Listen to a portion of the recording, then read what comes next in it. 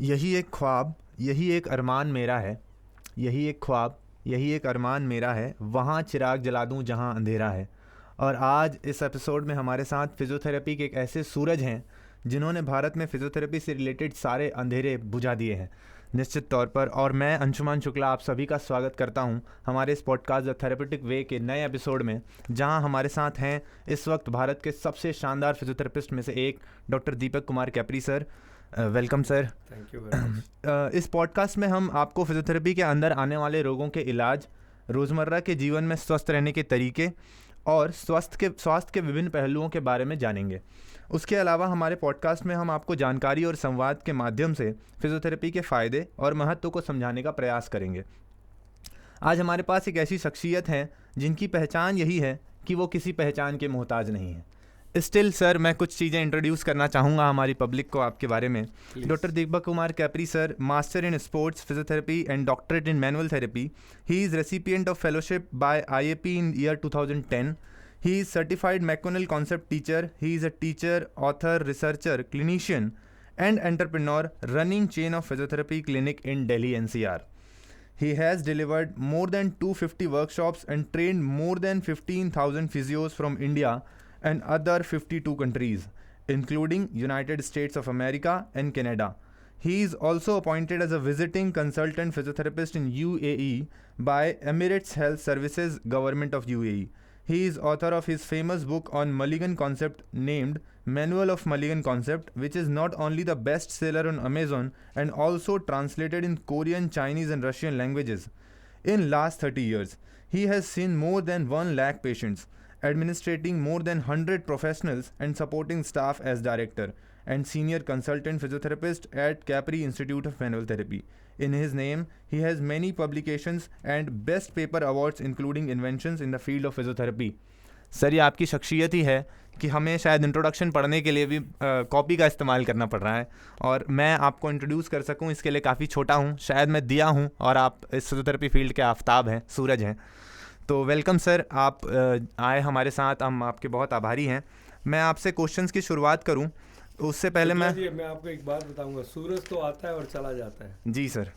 दिया है जो घर में, गरीब के घर में भी रोशनी फैलाता है। ये आपकी और दिया है जिसकी जब जरूरत हो उसे तब इस्तेमाल किया जा सकता है। जी सर। तो दिया मेरे को लगता है सूरज से ज़्यादा डेफिनेटली बड़ा और महान होता है। डेफिनेटली, थैंक यू सर, ये आपका माइंडसेट है। सर, हम बात करेंगे लो बैक पेन के ऊपर, आपका फेवरेट टॉपिक, इंडिया का फेवरेट टॉपिक शायद, जिससे हर इंसान कभी ना कभी पीड़ित होता ही है।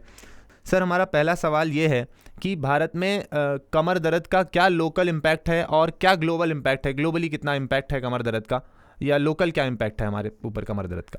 Thank you mister Shukla. और बैक पेन मैं आपको बताना चाहूँगा, अगर रिसर्च के बेसिस पे हम माने तो 80% लाइफ टाइम प्रेवलेंस है। मतलब कि जितनी भी पॉपुलेशन है, चाहे वो हिंदुस्तान की है, चाइना की है या अमेरिका की है, लोगों को 80% लोगों को लाइफ में कभी ना कभी बैक पेन होता ही होता है। ये सबसे ज़्यादा कॉमन प्रॉब्लम है एज कम्पेयर टू डायबिटीज़ और शोल्डर पेन और कैंसर। लो बैक पेन की सबसे ज़्यादा हाई प्रेवलेंस है। 80% लोगों को कभी ना कभी उनकी लाइफ में दर्द होता ही है। तो लेकिन इसमें डरने की बात नहीं है। खुशी की बात यह है कि उन 80% का 80% 2 से 3 हफ्ते में अपने आप ठीक भी हो जाता है। उन्हें ट्रीटमेंट की एक्चुअल में ज़रूरत पड़ती ही नहीं है। और यहाँ पे जंप इन हो जाती हैं बहुत सारी ऐसी कंपनियां या क्वैक्स जो क्लेम करते हैं कि हमने देखो दर्द 2 हफ्ते में, 3 हफ्ते में ठीक कर दिया। यहाँ पे आम आदमी को ये जानने की ज़रूरत है कि अगर वो इनकी सर्विसेज या इन फैसिलिटीज़ को यूज़ नहीं भी करते, इन टोटकों को नहीं कराते, तब भी उनका दर्द 2 से 3 हफ्ते में अपने आप चला ही जाता। लेकिन हाँ, लो बैक पेन की वजह से बिलियंस ऑफ डॉलर्स का लॉस होता है। इंडिया में मैं नहीं बोलूँगा डॉलर्स का लॉस होता है, बिकॉज इंडिया में हम लोग बहुत बड़े फाइटर टाइप की पर्सनालिटीज़ होती हैं। कमर में दर्द है फिर भी हम लोग लगे रहते हैं। अमेरिका वगैरह की जो डाटा हमारे पास में है वो 100 मिलियन रुपीज़ डॉलर्स का उन लोगों को लॉस होता है पर डे के हिसाब से। So it's a big amount. Exact figure मैं आपको देख के बता पाऊंगा, but it is in millions and billions जो फाइनेंशियल लॉस होता है, जो कंपनी में डे टू डे में लॉस होता है, जॉब का लॉस होता है, नहीं जाते हैं, मेंटल एग्नी जितनी आती है, सोशल लॉस है, उसकी कोई अकाउंटेबिलिटी नहीं है। ये तो सिर्फ फाइनेंशियल लॉस बता रहा हूँ जो इंडस्ट्रीज का है। जी। इसके अलावा सर हमारे पास एक और प्रश्न ये है कि क्या है हमारे पास जो पॉपुलेशन है वो कौन सी पॉपुलेशन ऐसी है, कौन सी जनता ऐसी है जो लो बैक पेन के लिए एट रिस्क पे है, जिन्हें ध्यान रखने की ज़रूरत है कि उन्हें कमर दर्द ना हो जाए। तो कमर दर्द के लिए जो एट रिस्क पॉपुलेशन है उसके बारे में आपका क्या मानना है? Thanks to mobile, thanks to laptops, thanks to the cars, earlier we could have said that this particular age group is more risky or this particular profession is are more prone कि इन लोगों को कमर दर्द होने का ज़्यादा chance है। लेकिन अब जो नया लाइफस्टाइल आया है, it is so difficult to say कि किसको होगा किसको नहीं होगा। अब आप अगर आप छोटे से बच्चे को भी देख लो, उन्हें बिल्कुल हेल्दी रहना चाहिए, फिट एंड फाइन रहना चाहिए, लेकिन उनकी पीठ पर इतने भारी भारी बैग होते हैं कि उनको कमर दर्द होना लाजमी है। हमारी क्लिनिकल प्रैक्टिस में आते हैं पेशेंट, छोटे छोटे यंग बच्चे आते हैं, मिडिल एज में बैठे हैं, डेस्क पे काम नहीं कर रहे हैं या वर्क फ्रॉम होम कर रहे हैं, लैपटॉप पे बैठे हैं आगे झुक के, उनको भी कमर दर्द हो सकता है।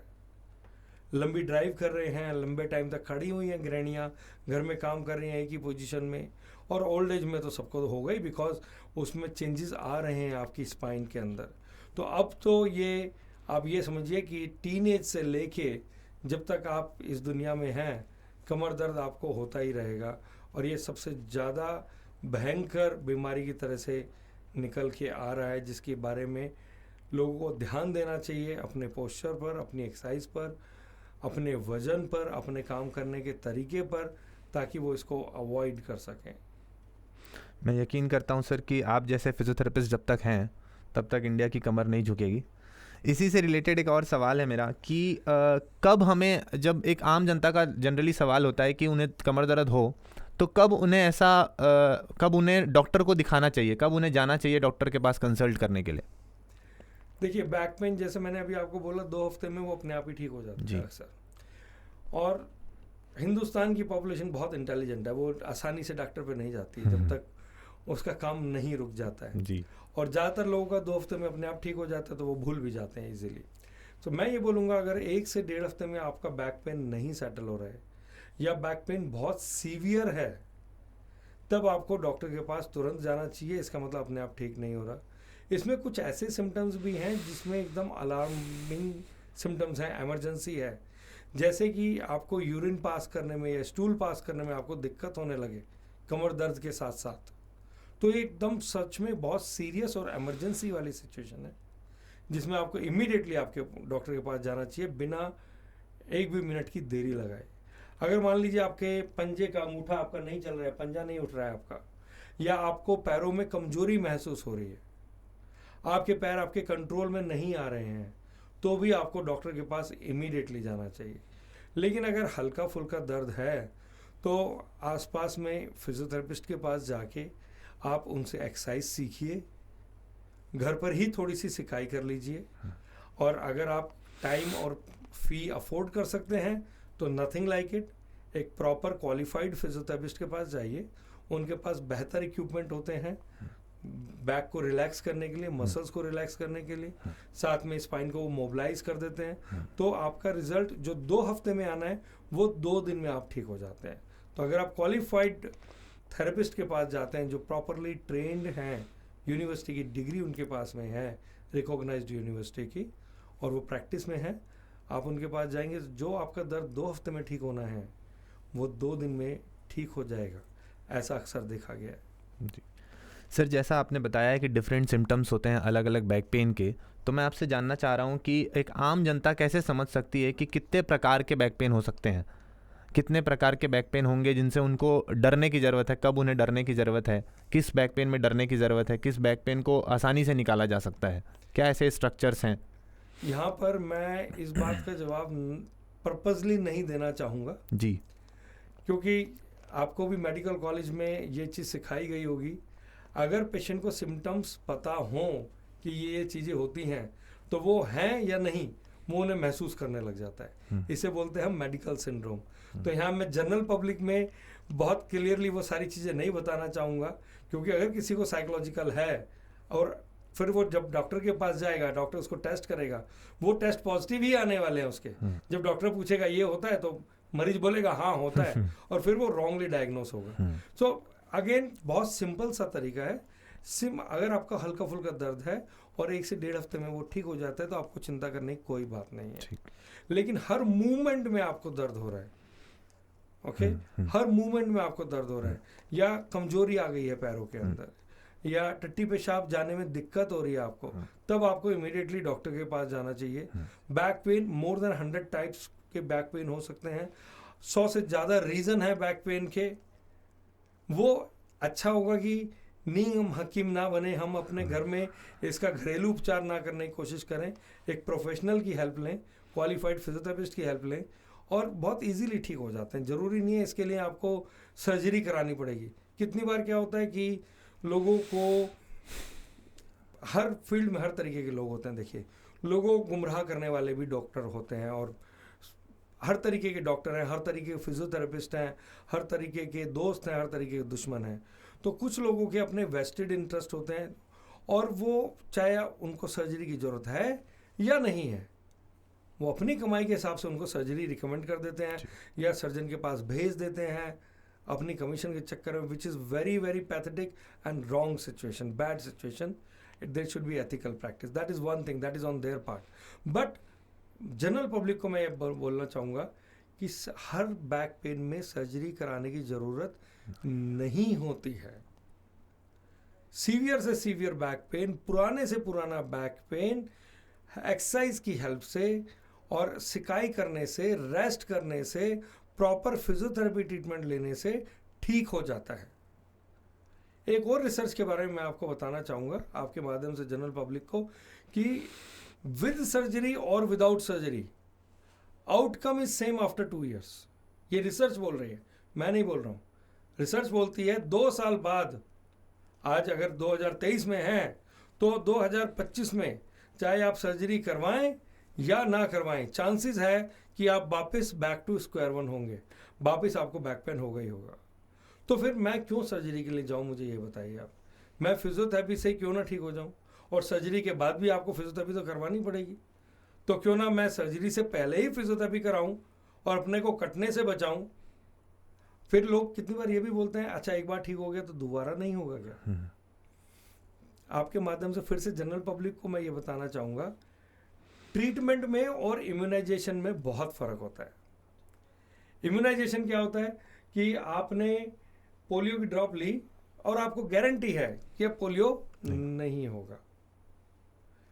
ट्रीटमेंट क्या होता है, आपने बाहर गोलगप्पे खाए, पानी पूरी खाई, पेट में आपके इन्फेक्शन हो गया, फूड पॉइजनिंग हो गई, आपने एंटीबायोटिक्स ली, 7 दिन का 5 दिन का कोर्स किया जैसे डॉक्टर ने बोला, आप ठीक हो गए। क्या आपको दोबारा फूड पॉइजनिंग नहीं होगी? हो सकती है, हो सकती है। आप जाओ पानी पूरी खाने, हो सकता है आप पानी पूरी भी ना खाओ, घर का ही खाना खाओ, तब भी फूड पॉइजनिंग हो सकती है। तब आप ये बोलोगे कि वो दवाई काम नहीं कर रही थी, ऐसा नहीं, ये ट्रीटमेंट है। तो जब आप फिजियोथेरेपी से, मैनुअल थेरेपी से या किसी भी उपचार विधि से आप ठीक होते हो, तो ऐसा नहीं है कि आपको दोबारा बैक पेन नहीं होगा। और इसका मतलब ये नहीं है कि जो भी आपने ट्रीटमेंट आपने फॉलो किया था वो बेकार गया, उसने ठीक कर दिया आपको, आपका दर्द चला गया था, आप अपने काम कर पा रहे थे।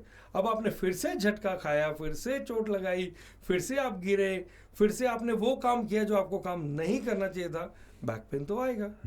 ऐसे में क्या करें, कोई बात नहीं, दोबारा चले जाओ, दोबारा ट्रीटमेंट ले लो, कोई नुकसान नहीं। इसका मतलब ये नहीं कि वो उपचार विधि काम नहीं कर रही है। तो विद सर्जरी और विदाउट सर्जरी 2 साल बाद आउटकम सेम है, तो मैं सर्जरी क्यों करवाऊं? मैं पहले ही अपना खुद ध्यान रख के, अपना बैक का खुद सिकाई करके, खुद एक्सरसाइज करके, खुद अपनी लाइफ को डिसिप्लिन करके, लाइफस्टाइल चेंज करके मैं अपना दर्द क्यों नहीं ठीक कर सकता? और दोबारा होगा तो दोबारा कर लेंगे। It is cost effective, time saving and no complication. Physiotherapy अगर ठीक से डिलीवर करी जाए क्वालिफाइड फिजियोथेरेपिस्ट के द्वारा, तो इसके किसी भी तरीके के कभी भी ना शॉर्ट टर्म ना लॉन्ग टर्म कोई साइड इफेक्ट नहीं होते। Thank you so much sir, आपने इतना शानदार आंसर दिया, शायद इसलिए सबसे बेहतर फिजियोथेरेपिस्ट हैं आप अभी इंडिया में, कि आप अपने पर्सनल इंटरेस्ट से हट के पब्लिक इंटरेस्ट में काम कर रहे हैं। तो सर हमारा जो ये द थेरेपेटिक वे एक पॉडकास्ट है जो हमने अभी अभी शुरू किया, एक नया इनिशिएटिव, उसके अंदर सर हमने क्विज़ कंपटीशन रखा है बच्चों के लिए, बीबीटी स्टूडेंट्स के लिए। तो आप उसका पहला जो क्वेश्चन है वो हम सेशन के बीच में पूछना चाहेंगे। तो सर आप पहला क्वेश्चन हमारे स्टूडेंट्स के लिए। ओके, सो बीपीटी स्टूडेंट से बहुत सिंपल क्वेश्चन मैं ये पूछना चाहूँगा कि आप कैसे डिफ्रेंशिएट करेंगे कि बैक पेन ये बायोमैकेनिकल है या पैथोलॉजिकल है। तो मुझे कमेंट सेक्शन में नीचे जाके मुझे बताइए कि ये बैक पेन आप कैसे डिफ्रेंशिएट करेंगे कि पैथोलॉजिकल है या बायोमैकेनिकल है। ठीक है सर, तो हम आगे बढ़ते हैं। आई होप कि आपके क्वेश्चन का आंसर बच्चे दें, और हम आपको तक आंसर ज़रूर पहुंचाएंगे जो भी आंसर आएगा। सर इसके बाद मैं एक क्वेश्चन पूछना चाहूँगा कि हमने आपके इंट्रोडक्शन में भी एक वर्ड यूज़ किया था, मैनुअल थेरेपी, जो आम जनता के लिए शायद जटिल वर्ड हो सकता है, फिजियोथेरेपी प्रोफेशनल के लिए शायद आम वर्ड हो, लेकिन एक आम जनता कैसे समझे कि मैनुअल थेरेपी क्या होती है, कौन लोग मैनुअल थेरेपिस्ट हैं एक्चुअली में। तो सबसे बेहतर आप बता सकते हैं सर अभी, तो आप प्लीज़ इस पर थोड़ा प्रकाश डालिए। देखिए, मैनुअल थेरेपी सुनने में ऐसा लग रहा है कि बहुत नई टर्मिनोलॉजी है, बट अगर आप महाभारत को भी देखेंगे तो भगवान कृष्णा ने उनके पैर के ऊपर अंगूठा रख के उसे सीधा किया था, चिन्ह के ऊपर उसका कुब ठीक किया था। तो भगवान कृष्णा ने उनको मैनुअल थेरेपी ही दी थी। और सुश्रुत की अंदर अगर आप वेद के अंदर देखेंगे तो उसमें भी आपको पता चलेगा कि बहुत सारे बायोमैकेनिकल पेन वो मैनुअल थेरेपी दे के ही वो ठीक करते थे। उसमें आपको बहुत सारे फोटो दिखेंगे जिसमें ट्रैक्शन लगा रखा है वैद सुश्रुत ने, तो मैनुअल थेरेपी ही है। और मैनुअल थेरेपी में आप बेसिकली जिस वजह से दर्द आ रहा है आप उस वजह को दूर कर रहे हैं। एक बात याद रखिए, दर्द आपका दोस्त है, दुश्मन नहीं है। ये आपको बताता है कि शरीर के अंदर कहीं ना कहीं कुछ तो गड़बड़ है। बिना वजह दर्द नहीं आता आपके शरीर के अंदर, और अगर बॉडी में पेन आया है तो मतलब कहीं ना कहीं कुछ गड़बड़ है। अब आपको बुखार भी नहीं आ रहा है, आपको इन्फेक्शन भी नहीं है, आपको चोट लगी है या कोई हल्का सा झटका आया है, तो और आपने एक्सरे कराया, फ्रैक्चर भी नहीं है, लेकिन दर्द आ रहा है, इसका मतलब कहीं ना कहीं अलाइनमेंट में गड़बड़ हुई है जॉइंट के, जिसकी वजह से दर्द आ रहा है। अब वो अलाइनमेंट आप जितनी मर्जी दवाई खा लेना, जब तक उसे फिजिकली मैनुअली करेक्ट नहीं करोगे वो अलाइनमेंट ठीक होगा नहीं। अलाइनमेंट ठीक होगा नहीं तो आपने उसकी वजह को ठीक नहीं किया तो दर्द तो होता ही रहेगा। आप ये समझिए कि आपके कमरे में बैठे हैं और वहाँ पे फायर अलार्म चालू हो जाता है, धुआं होता है, तो क्या करोगे आप? एग्जॉस्ट फैन ऑन करके अपना चालू रखोगे काम को, या देखोगे धुआं कहाँ से आ रहा है? ऑब्वियसली देखेंगे धुआं कहाँ से आ रहा है। Yes sir. तो इसी तरीके से अगर दर्द आ रहा है शरीर के अंदर तो आपको जाके उस दर्द की वजह को ढूंढना चाहिए। डिटेल में एग्जामिन करता है मैनुअल थेरेपिस्ट, जो फिजियोथेरेपी की ही सुपर स्पेशलिटी है।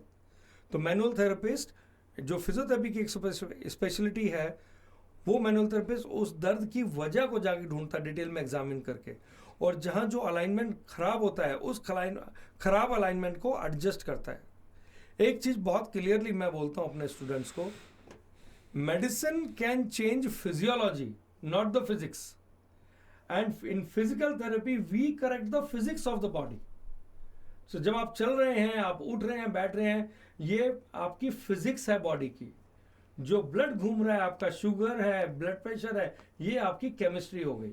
हम केमिस्ट्री नहीं ठीक करते हैं, हम फिजिक्स ठीक करते हैं, और फिजिक्स केमिस्ट्री से ठीक नहीं हो सकता और केमिस्ट्री फिजिक्स से ठीक नहीं हो सकती। तो अगर बॉडी में इन्फेक्शन है तो फिजियोथेरेपिस्ट का रोल नहीं है, आप फिजिशियन के पास जाइए।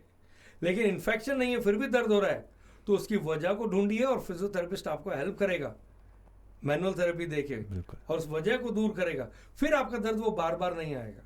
लेकिन आपने वजह दूर नहीं करी तो दर्द आता ही रहेगा। हाँ सर, बहुत ही आसान शब्दों में आपने समझा दिया, हमारे आम जनता को शायद आसानी से समझ में आ जाए कि अब मैनुअल थेरेपी क्या होती है।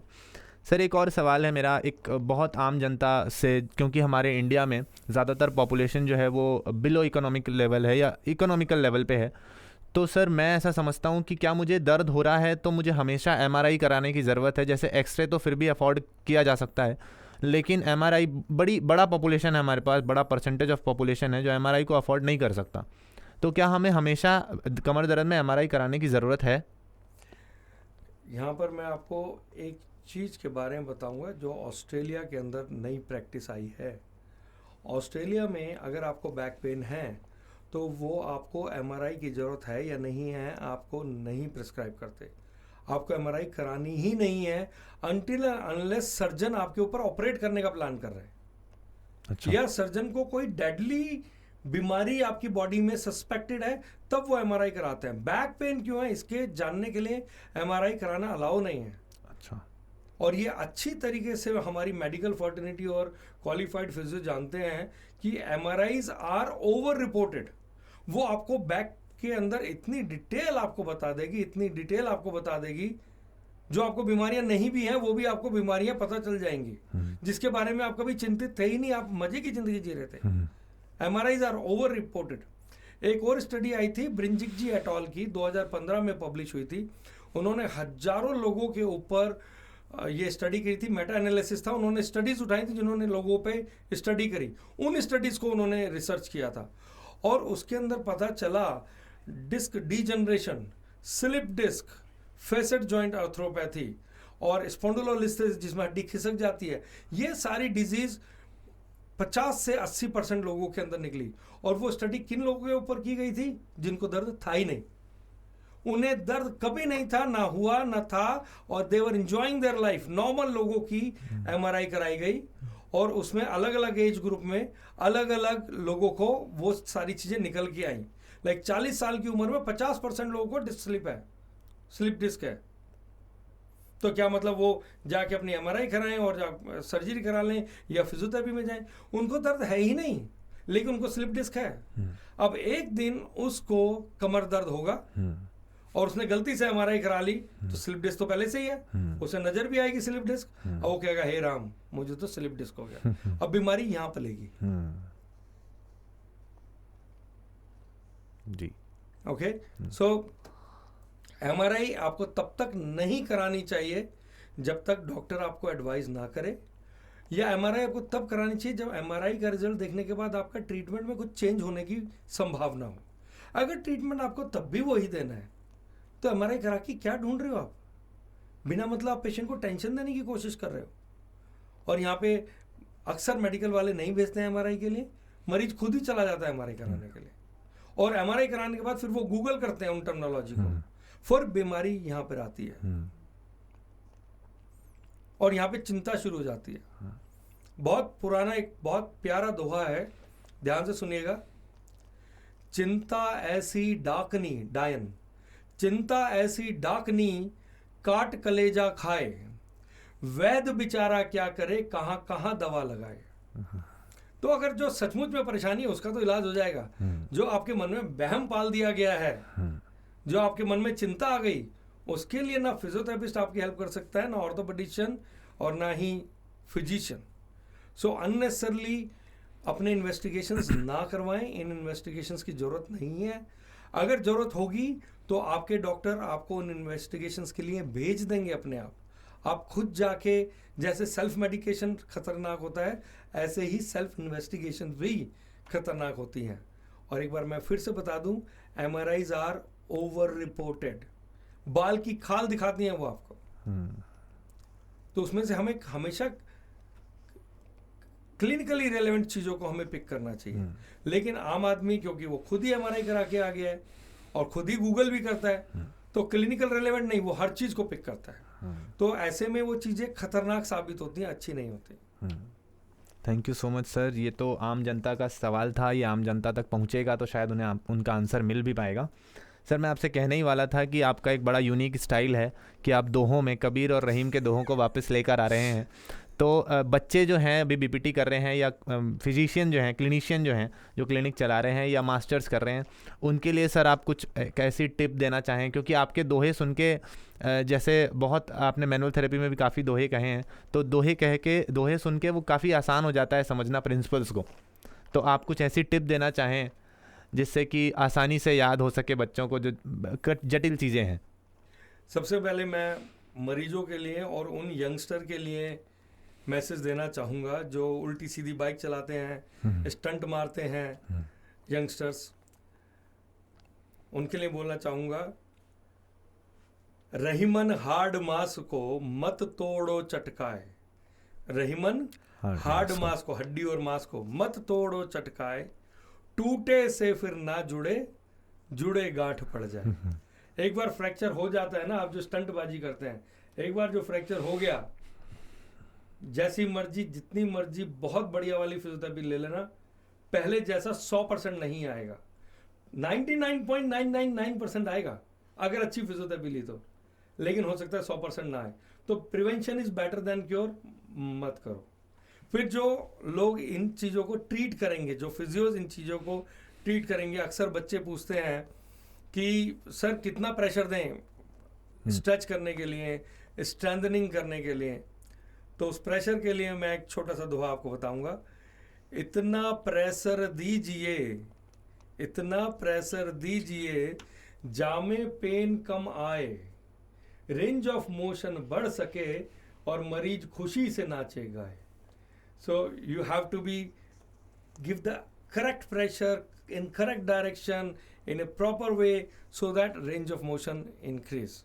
और बड़े बड़े साधु संत भी बोलते हैं आपने सही प्रेशर दिया, रेंज ऑफ मोशन बढ़ रहा है, पेन कम हो रहा है, सो जस्ट कीप डूइंग। कितनी बार ये होता है कि बुक्स में कुछ लिखा है लेकिन हम क्लिनिशियन कुछ अलग कर रहे होते हैं, और कितनी बार हमसे बोलते हैं आप तो बुक का अपोजिट कर रहे हैं।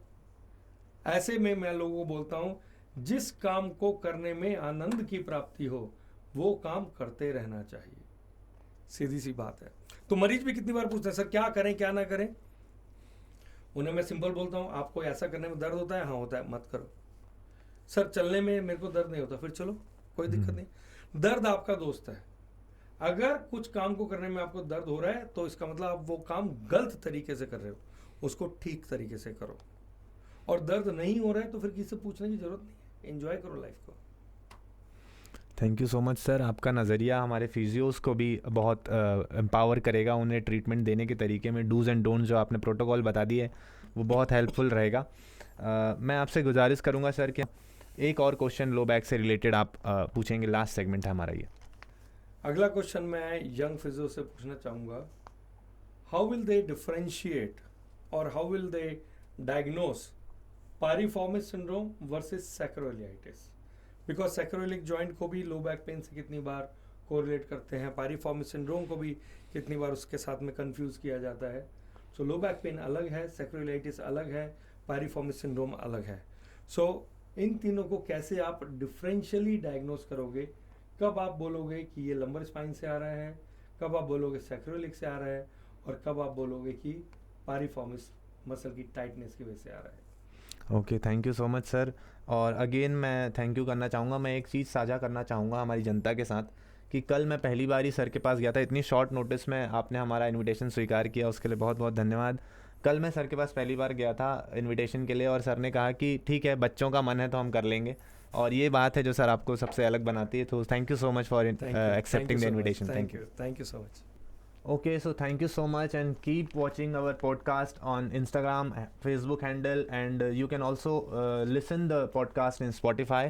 So thank you so much all listeners। और हमारे जो आगे आने वाले एपिसोड्स हैं उसमें हम और भी आपके मिथ्स जो हैं उसको सॉल्व करने की कोशिश करेंगे इंडिया के। अभी तो सर हमने जयपुर के सबसे एमिनेंट फिजियोथेरेपिस्ट रखा था, लेकिन आपके आने से ही इंडिया के सबसे एमिनेंट फिजियोथेरेपिस्ट में से एक हो गया। So thank you so much everyone. Thank you.